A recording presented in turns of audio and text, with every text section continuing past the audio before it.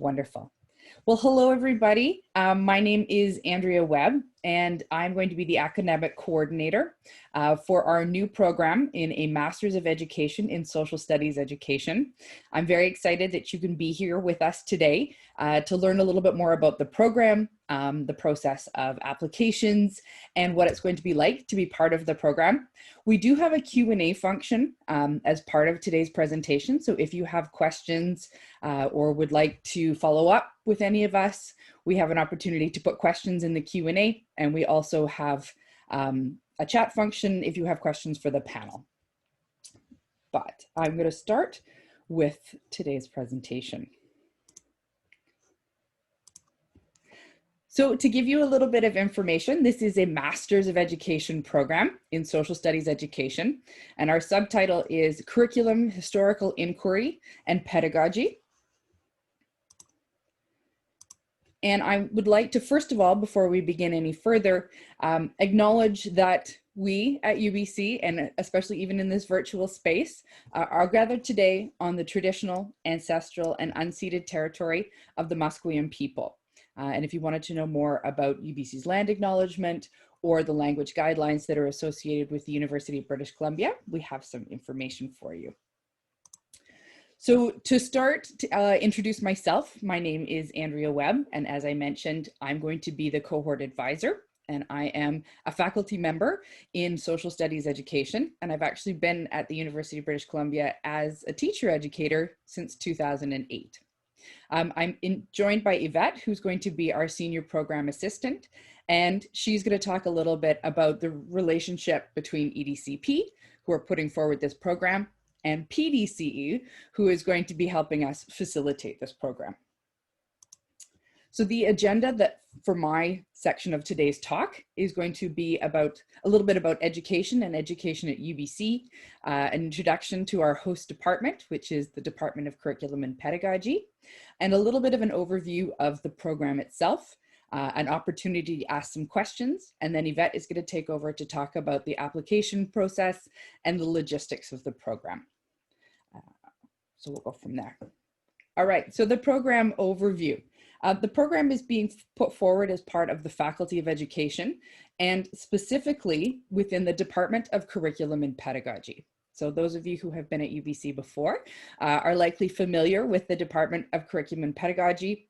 We tend to be focused on the subject area specific methodologies, practice-oriented, praxis stances, the way that we connect the theory and practice of education, most often within EDCP around curriculum studies and the various other disciplinary areas.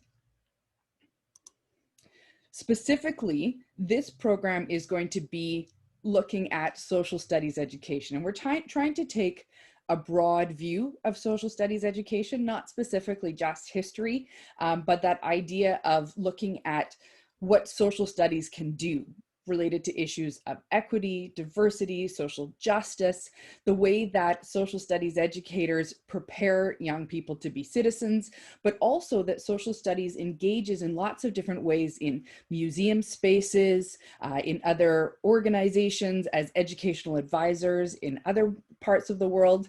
But primarily, we see a lot of teachers who are interested in social studies education.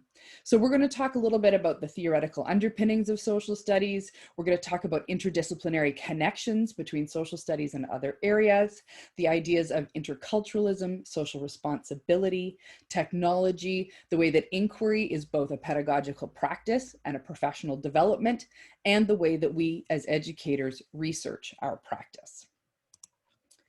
So we have a lot of text on the screen, but what we're trying to get at is this idea of the theories, principles, and practices that are part of social studies education. And again, that's social studies education writ large. So we're not talking just about school context, but the way that we take those ideas behind social studies and take them out into the world. And that world is big, and it's often many different ways and spaces and interdisciplinary connections. And so we want to think about historical context, but we also want to think about the social, political, economic, cultural factors that are part of the way that social studies is understood and the way that social studies engages in the world. And so we're really encouraging that people who join this program and are part of this particular cohort think about what are they doing in practice, and what is the theory and the practice that connects as part of their engagement as a social studies educator. So fairly lofty goals. The cohort that we're putting together is going to be fully online. Because we want to, again, spread that wide net, engage with a diversity of educators, bring together people who would not normally be able to make it to the UBC Vancouver campus.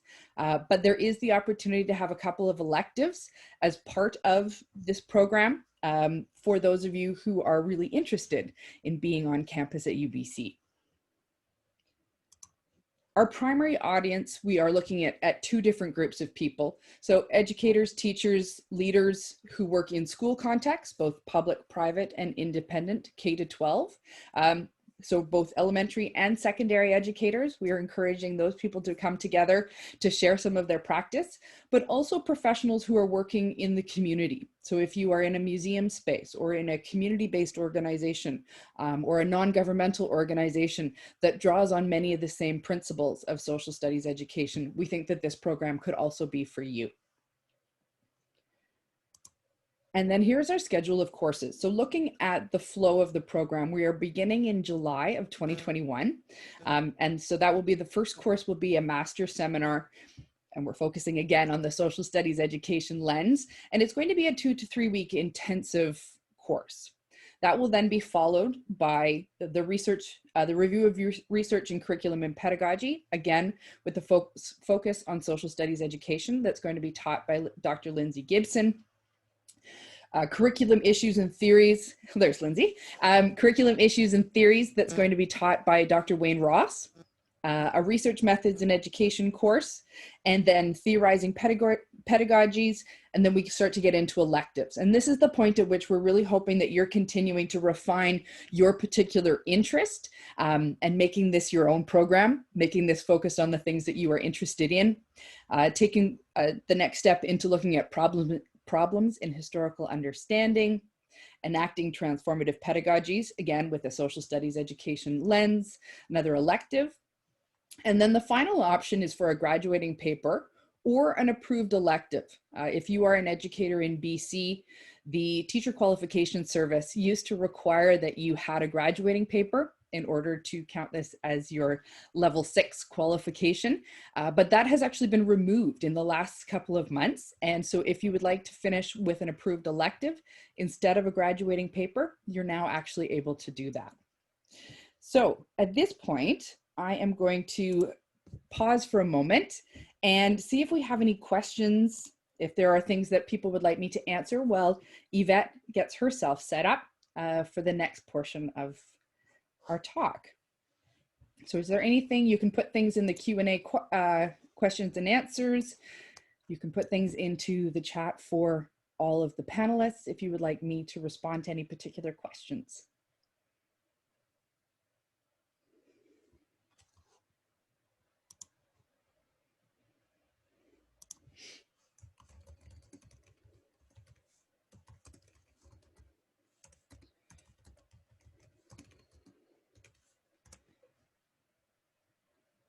Oh, first question that's come up here is from Vanessa.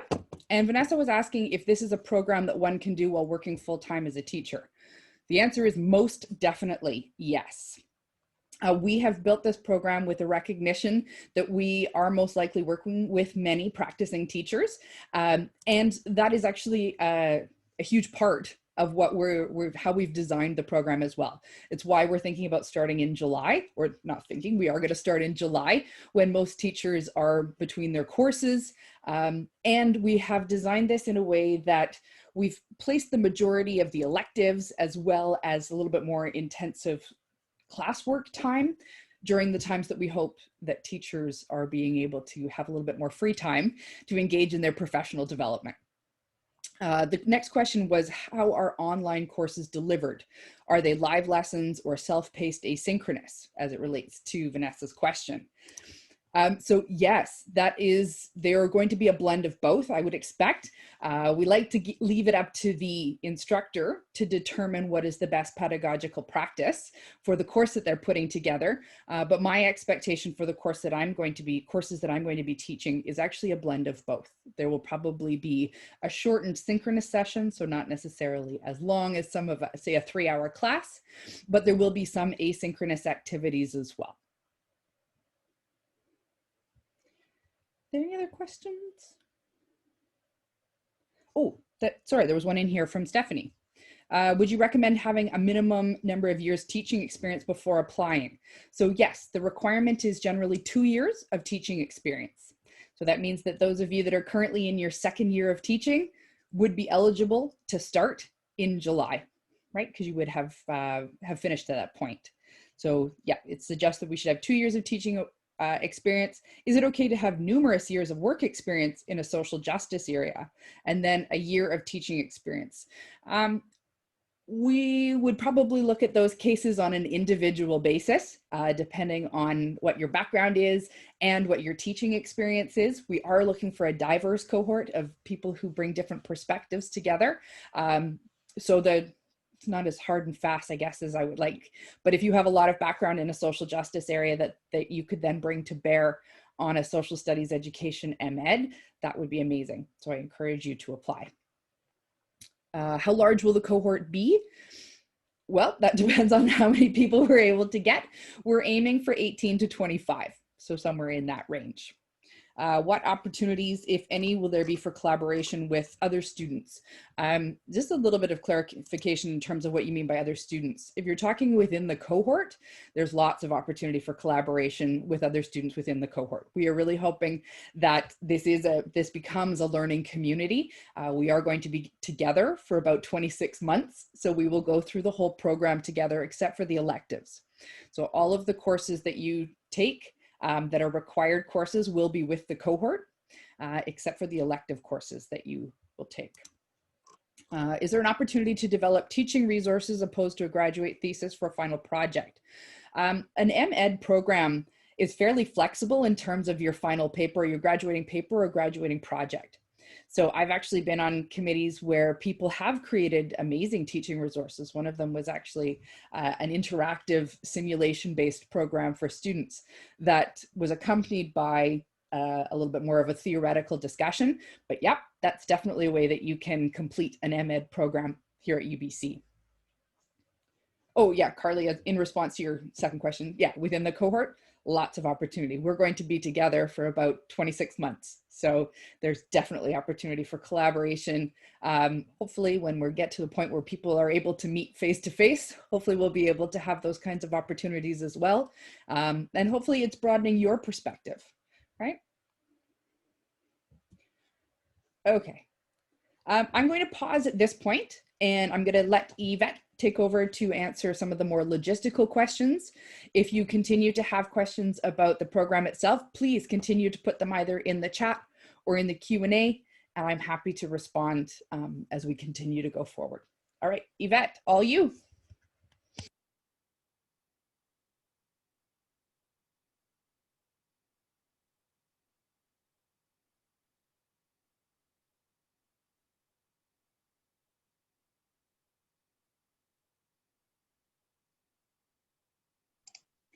Yvette, you might currently be on mute. There we go. Yes, sorry about that, everyone.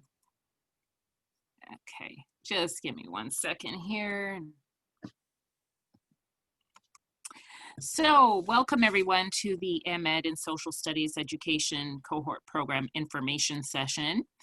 Again, this program starts July 2021. It's completely online and part-time. So I will go through the administrative side of this program and cover the admission requirements, do an application overview, talk to you about the finances and tuition, and welcome any questions at the end of my presentation. So our program contacts, it's Dr. Andrea Webb, who's the cohort advisor for this program. So if you have any academic questions regarding the program, electives, you could speak to her about it, or you could send an email to me and I will forward it to Andrea. I will be handling the administrative side of things. I'm part of a unit in Faculty of Education called Professional Development and Community Engagement. So I'm the person who's going to be doing the course registration, letting you know about the fees, creating a program hub that you can all communicate in, as well as providing general student support. And if you have questions that I cannot answer, I can certainly direct you to the person that can. As well, the other individual that's part of this process is a gentleman called Alan J., who's a graduate program assistant in the Department of Curriculum and Pedagogy. See, once you become a student in the program, Alan will be handling anything like personal leaves, Western Dean's Agreement forms, and he will close your file at the end of your program once you've completed all of the necessary requirements. So what we're looking for is a 4-year undergraduate degree with a B+ or 76% at UBC in all of your senior level courses, which are 300 level and above, or if you have a B- range at 68% with a 4-year undergraduate degree plus a B.Ed, you would meet the requirement. Now, for those of you who do not meet that GPA requirement, then the admissions committee can write what is called a special case rationale on your behalf to recommend you for admission to the Faculty of Graduate and Postdoctoral Studies. We also ask you to provide your transcripts. We're going to ask you to upload them to your application, front and back. The back has the grading key that I need to calculate your GPA.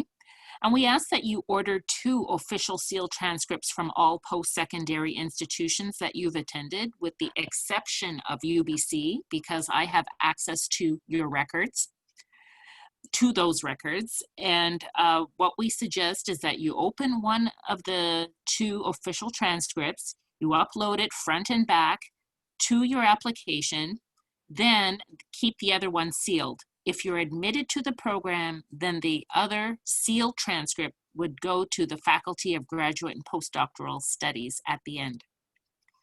If you were part of an exchange program in your undergraduate degree, we do need to see transcripts from those institutions as well.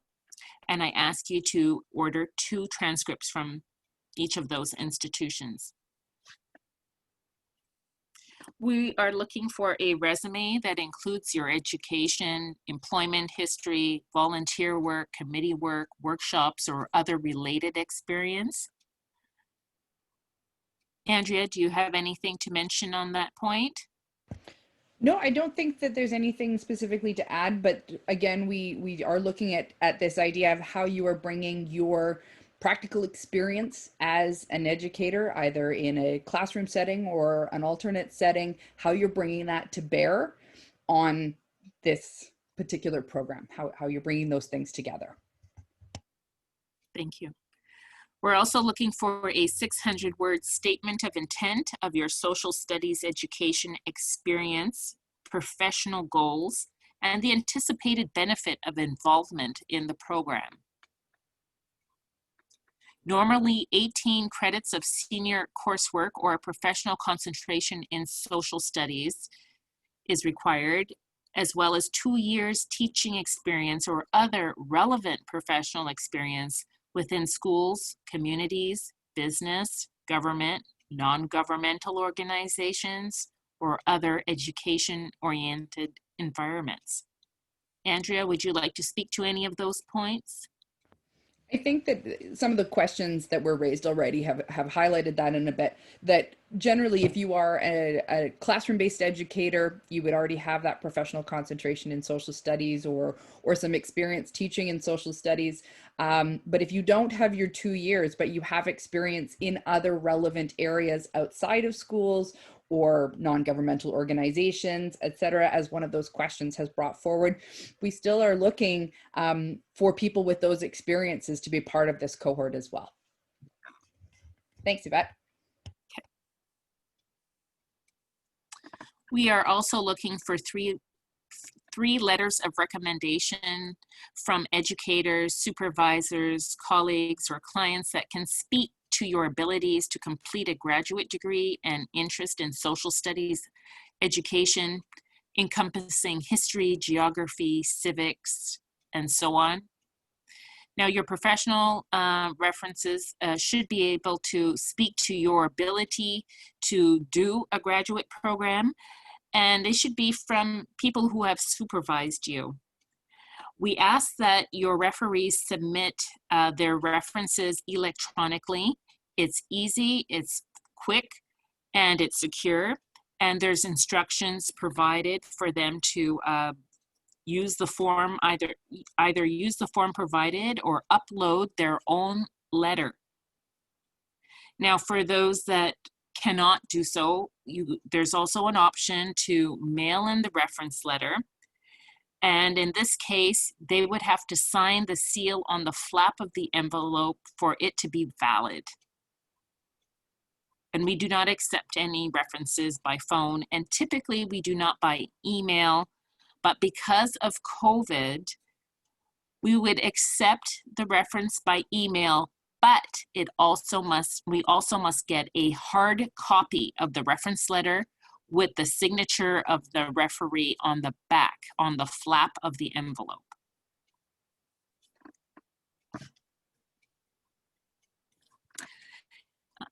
For the English language assessment, this applies to applicants from a university outside of Canada in which English is not the primary language of instruction. They must provide results of an English language proficiency examination as part of the application, and tests must have been taken within the last 24 months at the time of submission of your application.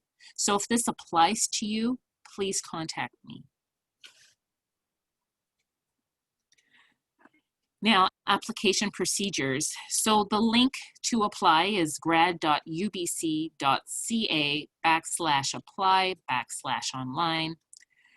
Now, when you do your program search, you would select or type in SSED or MEd in Social Studies Education - professional cohort. And it's important that you select professional cohort.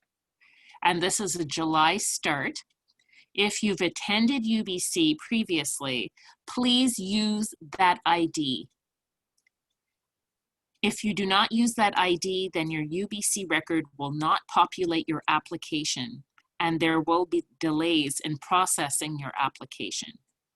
So if you have a UBC ID, please use that ID, even if it's from 5 or 15 years ago. And we ask that you upload all of your supporting documents to the application. Now, the online application is open. The deadline to apply is February the 15th, 2021. The application fee is $106 for domestic applicants and $168.25 Canadian for international applicants. And international applicants are considered as people who are not Canadian citizens or permanent residents of Canada. Now, the fees. The tuition fee, the domestic tuition installment fee currently is $2,206 and change plus student fees. That's the tuition fee only. Student fees are added on top of your tuition fee. So currently, the domestic program tuition cost is $15,443 and change plus student fees. For international students, the installment fee is currently $2,293 and change Canadian plus student fees, and the program tuition cost currently is $16,000 and change Canadian plus student fees. So these student fees are applied from term to term. You'll see the largest amount of student fees charged in the winter term, that is September to December. And then it decreases after that in winter term 2 and even less in summer term. So altogether there are 7 installments and there's 7 terms. There's 3 payments per year. So we're looking at September to December, January to April, and May through to August. Summer's considered 1 term. Typically, UBC reserves the right to increase their fees once a year, and all of these fees are approved by the UBC Board of Governors. You would be paying a whole program fee and not a per credit fee. So for this current term, the student fees were approximately $750 for this term, but there are opt-out provisions like the medical dental plan, which was $264.65 for the year, and there's temporary and permanent opt-out for that, so there's a possible savings there, as well as the Compass Card, or it was previously called UPass Card, which applies to all those that live in the Greater Vancouver area. And but if you live outside of the Greater Vancouver area where TransLink does not reach you, then you can apply for exemption each term, and that's another savings of $170 for the term. But if you do live in the Vancouver Lower Mainland, then you would have to pay the fee, but it would give you 3-zone access on public transit.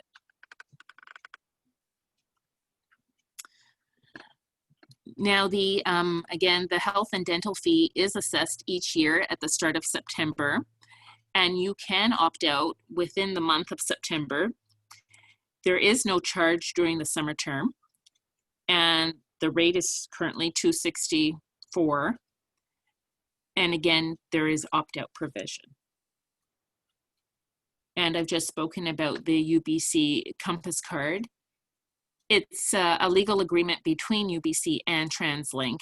And again, it's possible opt-out and savings for those of you who do not live in the Greater Vancouver area.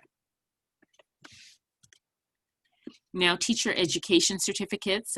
This is directed to students, to teachers in the Vancouver Lower Mainland that have taken UBC students in their classrooms as student teachers. And if this applies to you, please contact the teacher education office. This is a possible savings as well to your tuition.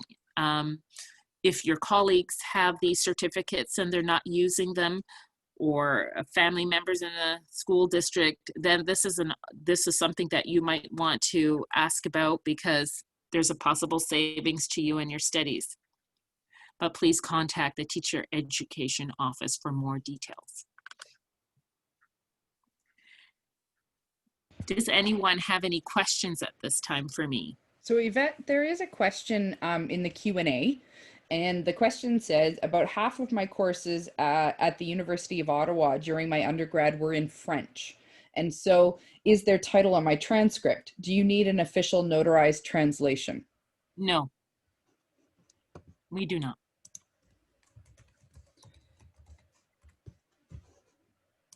And then there was 2 questions in the chat. What if you did your UBC degree many, many years ago and didn't know your UBC ID? Is there a way to find those out? Please contact me. Okay. And the next question is that we would have to pay for the Compass Card even though this program is online. If you live in the Vancouver Lower Mainland, yes, because TransLink feels that you could do your research anywhere in the city, so then the Compass Card would be useful in those cases. So are there any other questions for Yvette or I?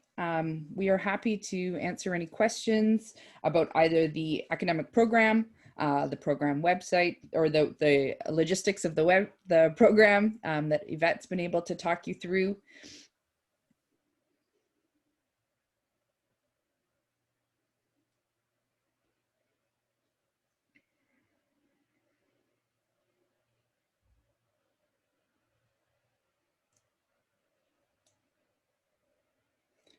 We've just been so clear. It's nothing out of the ordinary.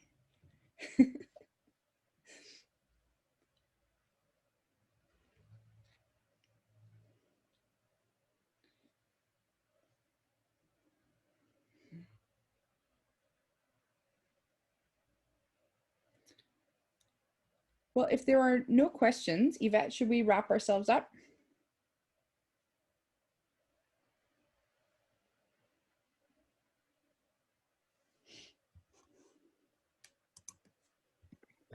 There is another question, Andrea, and that is, what's the asynchronous workload like? The asynchronous workload. Well, so the asynchronous workload would be the equivalent to what you would be doing if you were taking the class face to face. So we, that's not the easiest way to answer that. Sorry. We are very aware of what the workload is, both if you are meeting face to face, what you do outside of the class time, and what it's like when you work in a blended context. So we have taken into account an understanding of what that workload is going to look like across the duration of the term, and attempted to be as balanced or similar as if you were taking classes in a face-to-face context. So some of the things that you might have done face-to-face may be done in an asynchronous way. You know, if we're doing short responses, or if we're doing, say, short presentations, those would be in a video format instead of an oral format in class. But in exchange, we would reduce the amount of time that we're actually spending in that face-to-face format, so that we all don't get Zoom fatigue.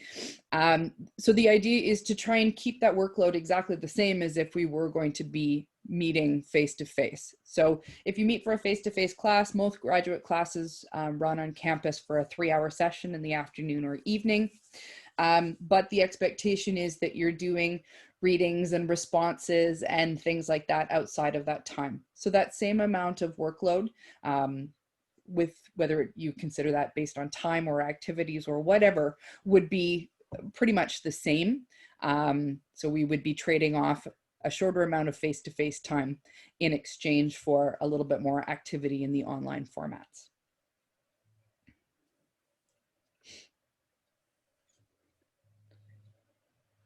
Amrit, I saw in your comments there that you were only able to attend for part. Yes, the session has been recorded, so you'll be able to watch that, but we do have time if you have any other particular questions, or if you would like us to go back and review some of the things that we may have talked about already. Feel free to use the chat or the Q&A format for that.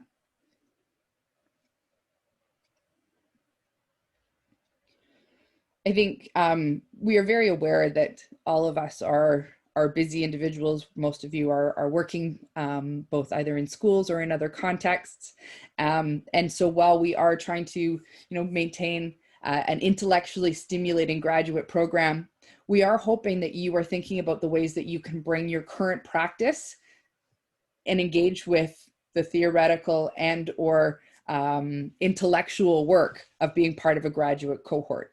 So the balance that we're hoping for is not necessarily a separation of practice and intellectual life in the cohort, but actually a way of bringing all of those things together so that you are not only developing professionally, but also developing in your practice as well.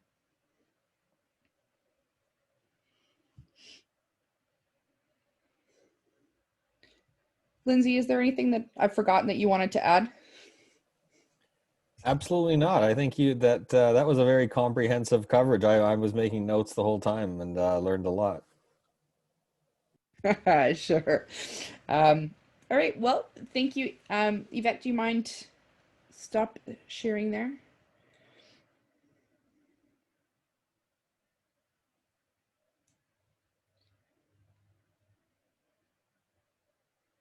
If we don't have any further questions, I'm going to stop the recording.